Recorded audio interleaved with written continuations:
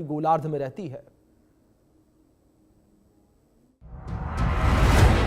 1 जुलाई 2025 chilli के रियो Hurtado में मौजूद एटलस टेलीस्कोप नेटवर्क ने दर्ज किया एक अनोखा संकेत, एक ऐसा पिंड जो हमारे सौर मंडल से बाहर से आया था। नाम दिया गया 3I एटलस। ये अब तक का तीसरा इंटरस्टेलर ऑब्जेक्ट है, यानी सूरज से बंधा नहीं बल्कि किसी और तारे से निकलकर हमारे पास आया एक यात्री। वैज्ञानिकों के मुताबिक 3I एटलस अक्टूबर 2025 के आखिरी तक सूरज के सबसे करीब पहुंचा। करीब 1.4 खगोलीय इकाई की दूरी पर धरती के पास आने की कोई संभावना नहीं। इसका न्यूनतम फासला लगभग 1.8 AU यानी खगोलीय इकाई रहेगा।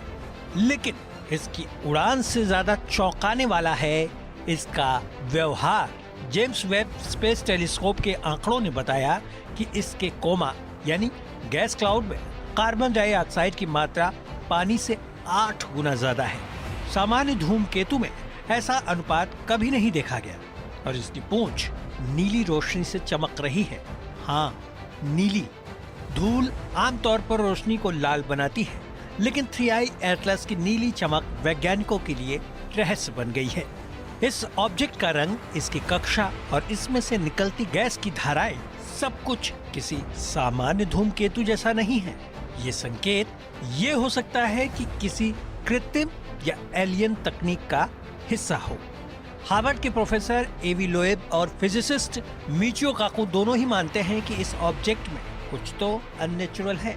हालांकि नासा अब भी कहता है ये सिर्फ एक असामान्य लेकिन प्राकृतिक धूमकेतु हो सकता है।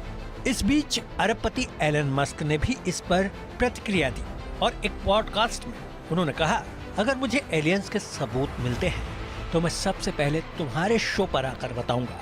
और मुस्कुराते हुए मस्क ने ये भी जोड़ा, मैं कभी आत्महत्या नहीं करूंगा, अभी भी नहीं। तो सवाल यही है कि क्या 3I एटलस किसी एलियन सभ्यता का संदेशवाहक है या बस एक रहस्यमयी धूमकेतु जो हमें हमारी सीमाओं की याद दिला रहा है।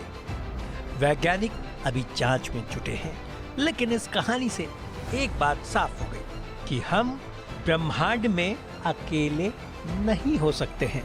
Bureau report, India news. 22 मई 2025 को चिली के रियो हर्टाडो में स्थित